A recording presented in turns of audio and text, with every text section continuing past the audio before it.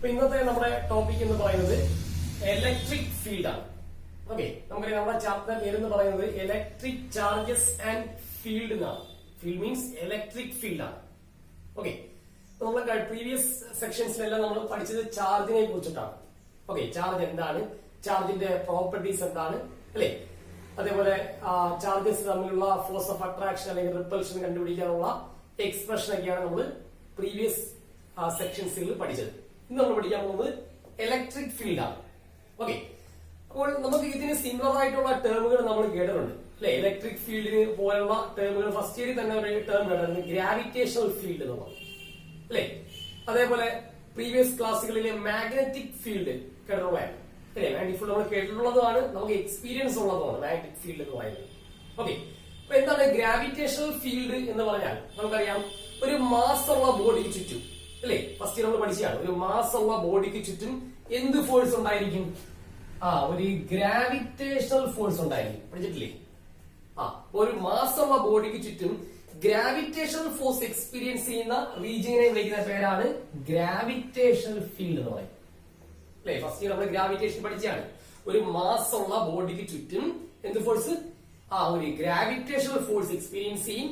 ആ എക്സ്പീരിയൻസ് ചെയ്യുന്ന ആ റീജിയനെ വിളിക്കുന്ന പേരാണ് ഗ്രാവിറ്റേഷണൽ ഫീൽഡ് എന്ന് പറയുന്നത്.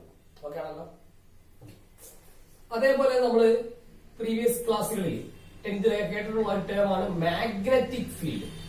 മാഗ്നറ്റിക് ഫീൽഡ് നമുക്ക് ഇതിനെ കുറിച്ച് പഠിക്കാനുണ്ട്. അടുത്ത വരുന്ന ചാപ്റ്റേഴ്സിനകത്ത് നമുക്ക് മാഗ്നറ്റിക് ഫീൽഡിനെ കുറിച്ച് ഡീറ്റെയിൽ ആയിട്ട് പഠിക്കാനുണ്ട്.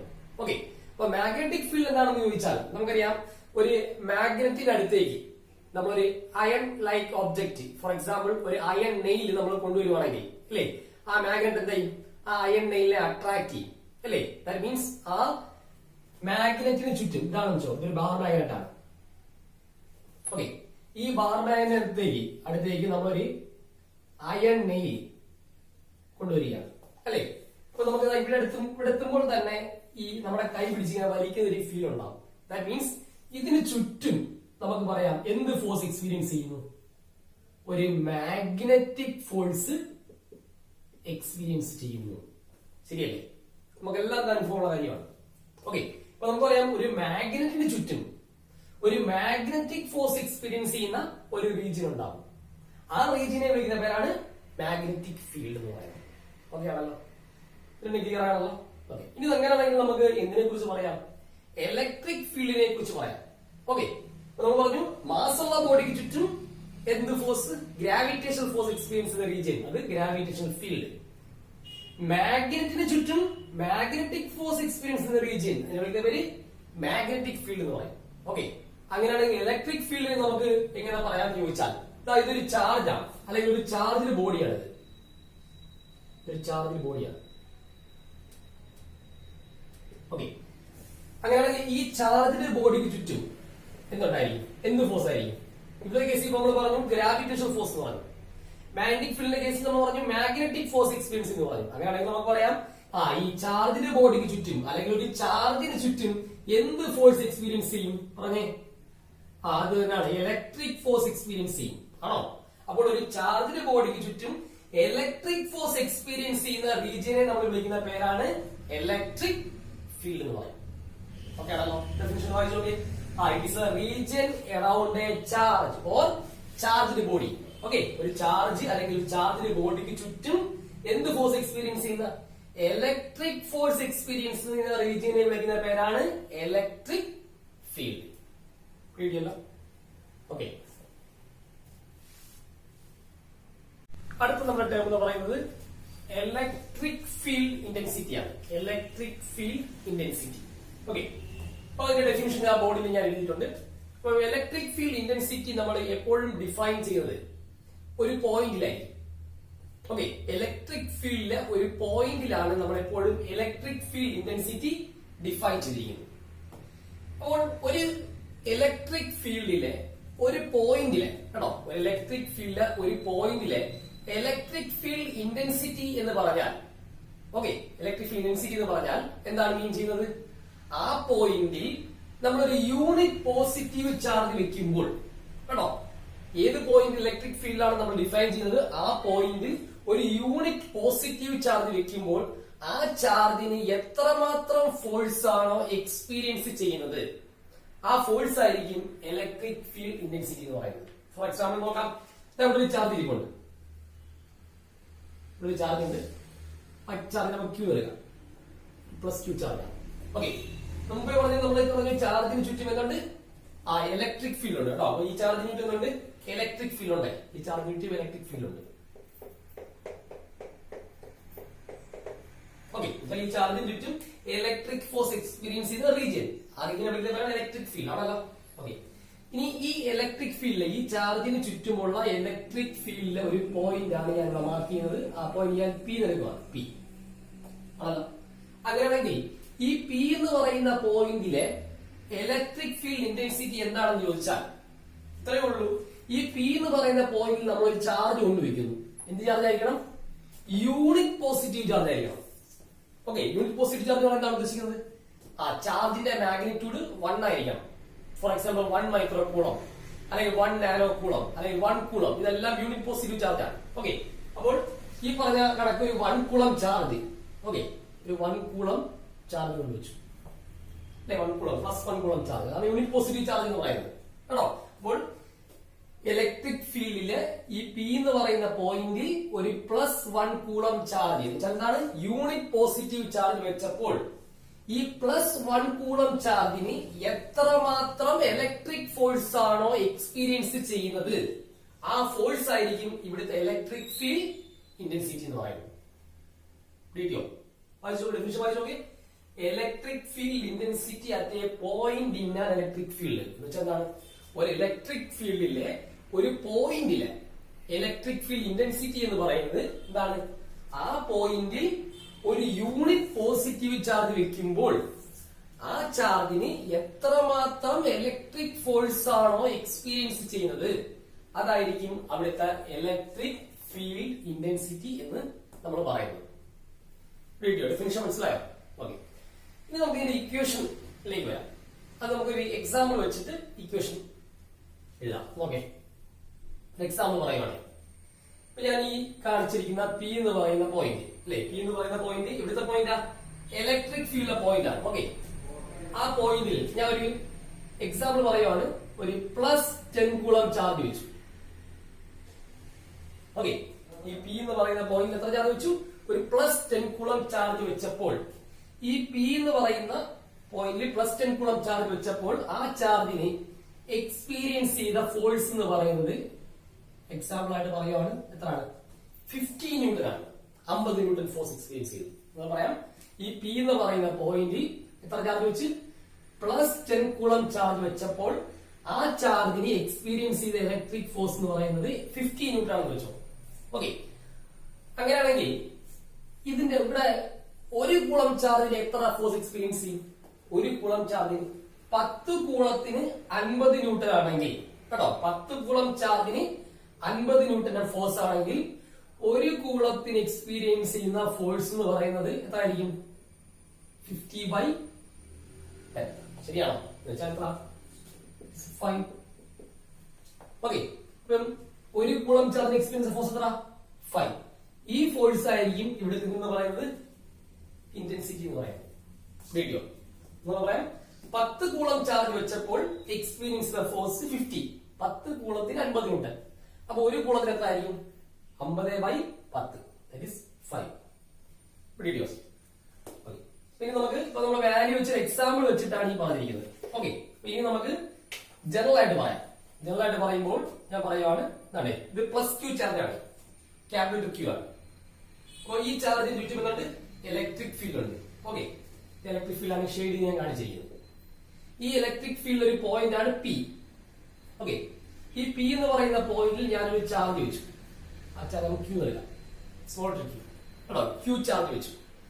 അപ്പോൾ ക്യൂ ചാർജ് വെച്ചപ്പോൾ കേട്ടോ, ക്യൂ ചാർജ് പി എന്ന് പറയുന്ന പോയിന്റിൽ പ്ലേസ് ചെയ്തപ്പോൾ എക്സ്പീരിയൻസ് ചെയ്ത ഫോഴ്സ് എത്ര, ഫോഴ്സ് എഫ് നൽകാം കേട്ടോ. ക്യൂ ചാർജ് പ്ലേസ് ചെയ്തപ്പോൾ കേട്ടോ, ക്യൂ ചാർജ് പ്ലേസ് ചെയ്തപ്പോൾ എക്സ്പീരിയൻസ് ചെയ്ത ഇലക്ട്രിക് ഫോഴ്സ് എഫ് ആണ് ആണോ. അങ്ങനെയാണെങ്കിൽ യൂണിറ്റ് ചാർജിന് എക്സ്പീരിയൻസ് ചെയ്ത ഫോഴ്സ് എത്രയായിരിക്കും, മുമ്പേ പറയാനൊക്കെ 10 കൂളത്തിന് 50 ന്യൂട്ടൺ ആണോ. അപ്പൊ ഒരു കൂളത്തിന് എത്ര ആയിരിക്കും, 50/10.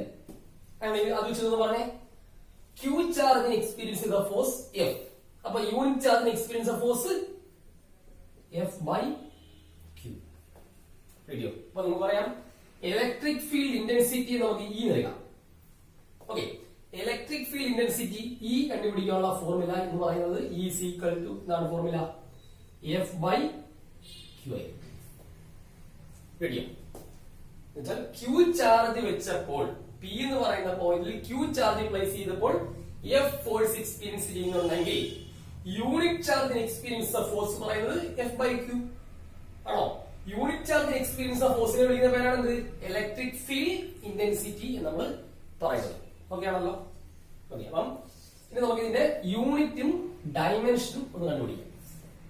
ഓക്കെ, അപ്പം ഓക്കെ, ഇക്വേഷൻ എന്താണ്? എഫ് ബൈ ക്യൂ ആണോ? എഫ് എന്ന് പറഞ്ഞാൽ ഫോഴ്സ് ആണ് അല്ലെ? ഫോഴ്സിന്റെ യൂണിറ്റ് നമുക്കറിയാം ന്യൂട്ടൺ ആണ്. ഓക്കെ, ബൈ ക്യൂ എന്ന് വെച്ചാൽ ചാർജ്. ചാർജിന്റെ എസ് ഏതാ? കൂളം ആണോ? അങ്ങനെയാണെങ്കിൽ നമുക്ക് പറയാം നമ്മുടെ ഇലക്ട്രിക് ഫീൽഡിന്റെ എസ് ഐ യൂണിറ്റ് എന്ന് പറയുന്നത് ന്യൂട്ടൺ പെർ കൂളമായിരിക്കും. അല്ലെങ്കിൽ മറ്റൊരു യൂണിറ്റ് ഉണ്ട്, അത് തൽക്കാലം അറിഞ്ഞിരിക്കുക, പിന്നെ നമ്മൾ പറയാം. വോൾട്ട് പെർ മീറ്റർ എന്ന് പറഞ്ഞ യൂണിറ്റ് ഉണ്ട് കേട്ടോ. ന്യൂട്ടൺ പെർ കൂളം അല്ലെങ്കിൽ വോൾട്ട് പെർ മീറ്റർ എന്ന് പറയുന്ന രണ്ട് യൂണിറ്റുകളാണ് ഉള്ളത് കേട്ടോ. ഇനി നമുക്ക് ഇതിന്റെ ഡയമെൻഷൻ പറയാം. ഡയമെൻഷൻ. ഓക്കെ, അപ്പൊ ഡയമെൻഷൻ കണ്ടുപിടിക്കാൻ വേണ്ടി ഓക്കെ, എഫ് എന്ന് പറയുന്നത് ഫോഴ്സ്. ഫോഴ്സിന്റെ ഡയമെൻഷൻ ഫസ്റ്റ് ഇയർ പഠിച്ചാണ് ml (T⁻²) divided by charge dimension ആണ്. Charge electric charge dimension AT. ശരിയാണോ? ഇത് മോളിൽ പോട്ടെ. ml (T⁻⁻1) ആവും. മോളിൽ വരുമ്പോൾ T⁻⁻1 ആവും കേട്ടോ. T⁻⁻2 into T⁻⁻1 വരും. T⁻⁻3 A മോളിൽ വരുമ്പോൾ A⁻⁻1. അപ്പൊ ഡയമെൻഷൻ വരുന്ന ml T⁻⁻3 A⁻⁻1. നമ്മള് ഇലക്ട്രിക് ഫീൽഡ് ഇന്റൻസിറ്റി ഡെഫിനിഷൻ പറഞ്ഞു അല്ലെ? എക്സാമ്പിൾ വെച്ചിട്ട് അതിന്റെ ഇക്വേഷൻ എഴുതി. എന്താ? F by Q. എഫ് എന്ന് പറയുന്നത് ചാർജ്, നമ്മൾ പ്ലേസ് ചെയ്യുന്ന ചാർജിന് എക്സ്പീരിയൻസ് ചെയ്യുന്ന ഫോഴ്സ്. ഓക്കെ, യൂണിറ്റ് പറഞ്ഞ് രണ്ട് unit, newton per coulomb, volt per metre. Okay, പിന്നെ ഡയമെൻഷൻ ഡിറൈവ് ചെയ്തിട്ടുണ്ട്. ഇനി അറിയേണ്ടത് ഈ ഇലക്ട്രിക് ഫീൽഡ് ഇന്റൻസിറ്റി എന്ന് പറയുന്നത് ഒരു വെക്റ്റർ ക്വാണ്ടിറ്റി ആണ് കേട്ടോ. Electric field intensity is A vector quantity. Vector quantity എന്ന് പറയുന്നതാണ് ഫസ്റ്റ് പഠിച്ചാണ് മാഗ്നിറ്റ്യൂഡും ഡയറക്ഷനും. റെഡിയോ? ഇലക്ട്രിക് ഫീൽഡ് ഇന്റൻസിറ്റി എന്ന് പറയുന്നത് ഒരു വെക്റ്റർ ക്വാണ്ടിറ്റി ആണ്. മാഗ്നിറ്റ്യൂഡും ഡയറക്ഷനും. ഇത്രയും കാര്യങ്ങൾ അറിഞ്ഞിരിക്കുക. എന്തൊക്കെ പറഞ്ഞു? ഡെഫിനിഷൻ പറഞ്ഞു അല്ലെ? ഡെഫിനിഷൻ പറഞ്ഞു, ഇക്വേഷൻ എഴുതി, യൂണിറ്റ് കണ്ടുപിടിച്ചു, ഡയമെൻഷൻ കണ്ടുപിടിച്ചു, പിന്നെ പറഞ്ഞു ഇതൊരു ക്വാണ്ടിറ്റിയാണ്, വെക്റ്റർ ക്വാണ്ടിറ്റിയാണ് കേട്ടോ. കാരണം മാഗ്നിറ്റ്യൂഡും ഡയറക്ഷനും ഉള്ള ക്വാണ്ടിറ്റിയാണ്. ഓക്കെ, ഡയറക്ഷനെ കുറിച്ച് നമ്മൾ അടുത്ത ടോപ്പിക്കിൽ പറയും.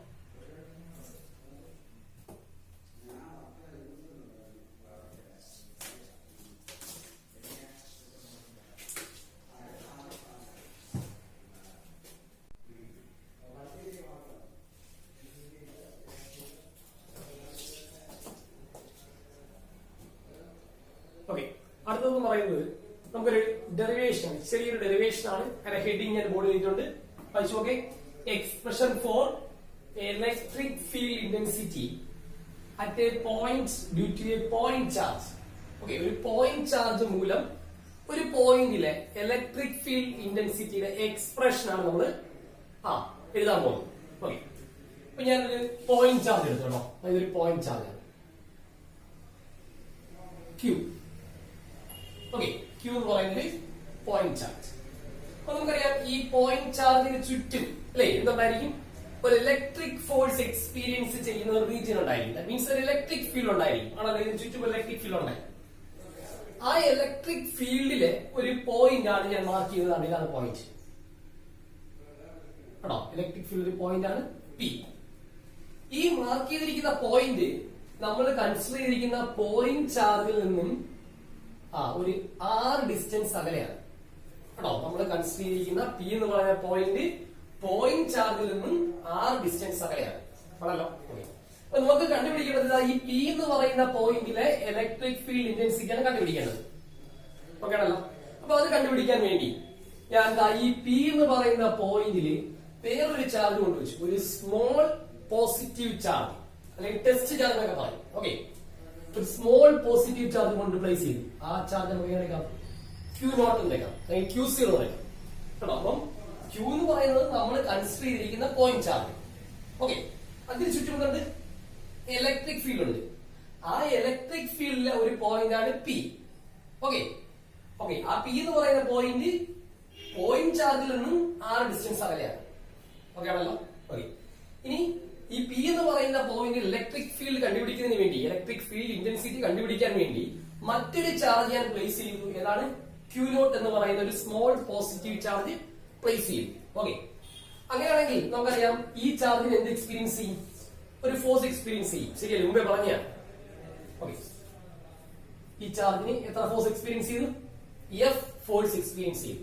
ഓക്കെ, അപ്പൊ നോക്കേ, Q0 എന്ന് പറയുന്ന ചാർജിന് കേട്ടോ, Q0 എന്ന് പറയുന്ന സ്മോൾ പോസിറ്റീവ് ചാർജിന് P യിൽ വെച്ചപ്പോൾ എക്സ്പീരിയൻസ് ചെയ്ത ഫോഴ്സ് എത്രയാണ്?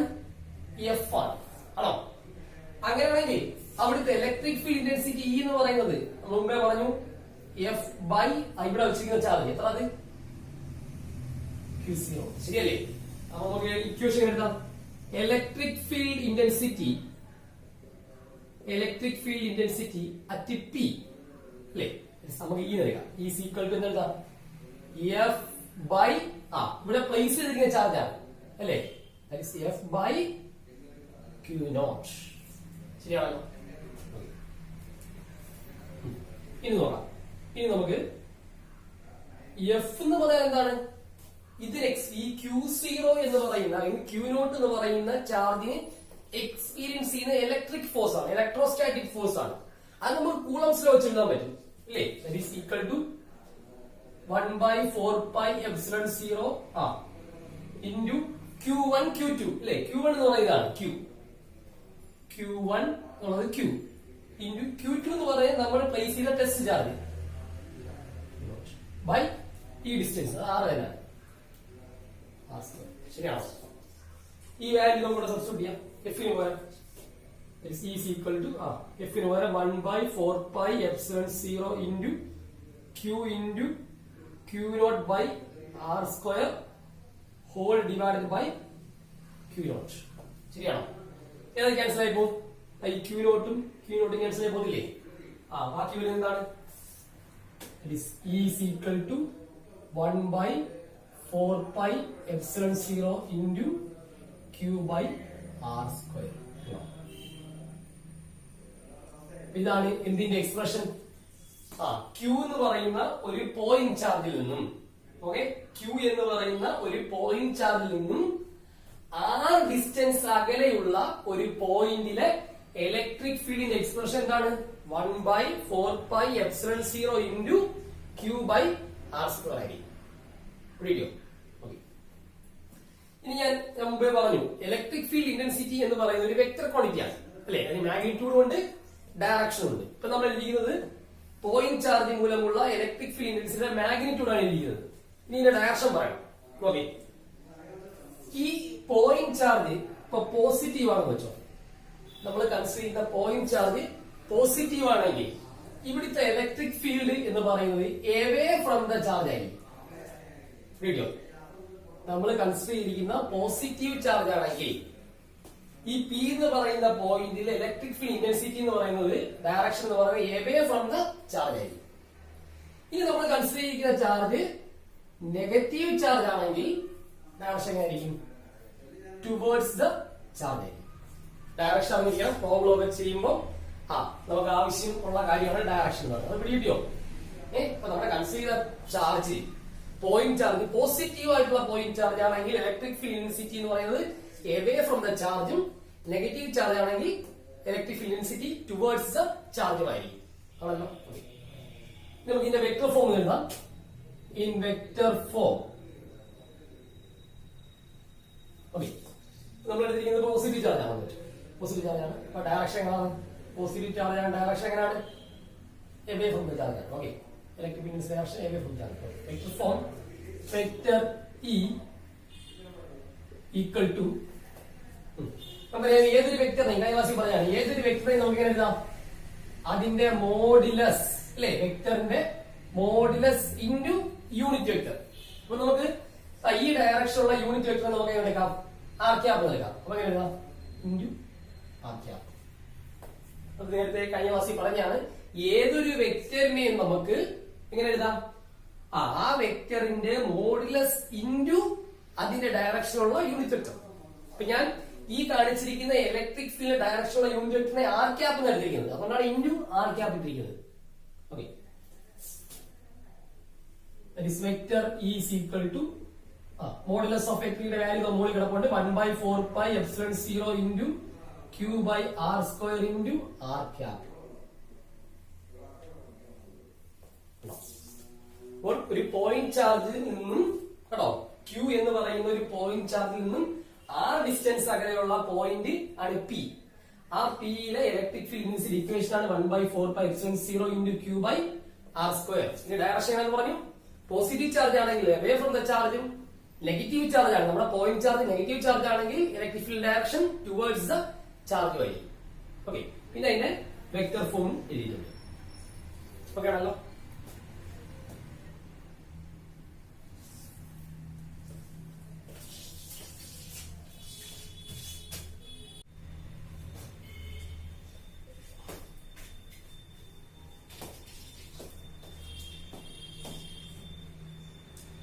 ഓക്കെ, അടുത്ത നമ്മുടെ ടോപ്പിക് എന്ന് പറയുന്നത് നമുക്ക് രണ്ട് ഗ്രാഫുകളാണ് പറയാൻ പോകുന്നത്. ഓക്കെ, അപ്പൊ ഗ്രാഫുകൾ ഏതൊക്കെയാണെന്ന് ഞാൻ ആദ്യത്തെ ഗ്രാഫ് ഇതാണ്. Graph between E. What is E? Electric field intensity at a point charge. Okay. Graph between E and R².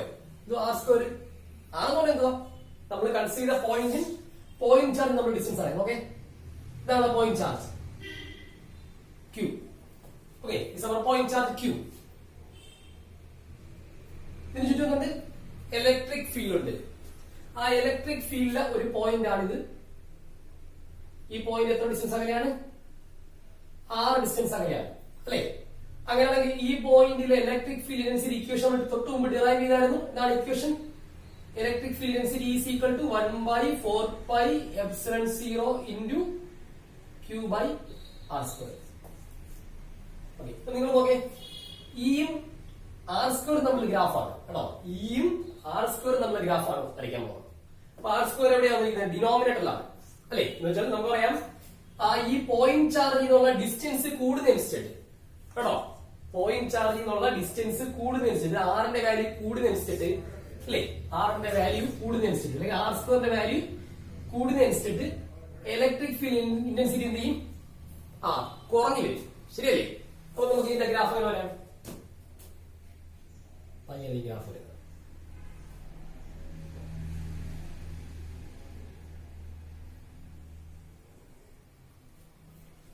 റെഡിയോ. ഇതാണ് ഇയും R² തമ്മിലുള്ള ഗ്രാഫിന്റെ ഷേപ്പ് എന്ന് പറയുന്നത്. റെഡിയോ. ഇനി രണ്ടാമത്തെ ഗ്രാഫ് എന്ന് പറയുന്നത് graph between E and 1/r² ആണ് കേട്ടോ. ഇയും 1/r² തമ്മിലുള്ള ഗ്രാഫാണ്. ഇയും 1/r² ആണ്. 1/r². ഇതാണ് 1/r². ഇതാണ് ഗ്രാഫാണ്. That is E is equal to ഇത് നോക്കേ 1/4πε0 Q. ഇത്രയും കോൺസ്റ്റന്റ് അല്ലേ? ഓക്കെ, ആ കോൺസ്റ്റന്റ് നമുക്ക് K എന്ന് എടുക്കാം. ഇങ്ങനെ കൂടി 1/4πε0 ഇൻറ്റു Q എന്ന് പറയുന്ന ഒരു കോൺസ്റ്റന്റ് ആണ്. ആ കോൺസ്റ്റന്റ് ഞാൻ എങ്ങനെ എടുത്തു? K എന്ന് എടുത്തു ആണല്ലോ. ഇപ്പം ഈ ഇക്വേഷൻ ഏത് ഫോർമുല അറിയാമോ? y equal to mx formula അല്ലേ? നോക്ക്, ഇയുടെ സ്ഥാനത്ത് y, കെയുടെ സ്ഥാനത്ത് m, x ന്റെ സ്ഥാനത്ത് 1/r². This equation is in the form y is equal to mx ആണോ? അപ്പൊ ഇയും 1/r² തമ്മിലുള്ള റിലേഷൻ കേട്ടോ, ഇയും 1/r² തമ്മിലുള്ള റിലേഷൻ ഏത് formula? y is equal to mx. y is equal to mx എന്ന് പറയുന്നത് എന്തിന്റെ ഇക്വേഷനാ?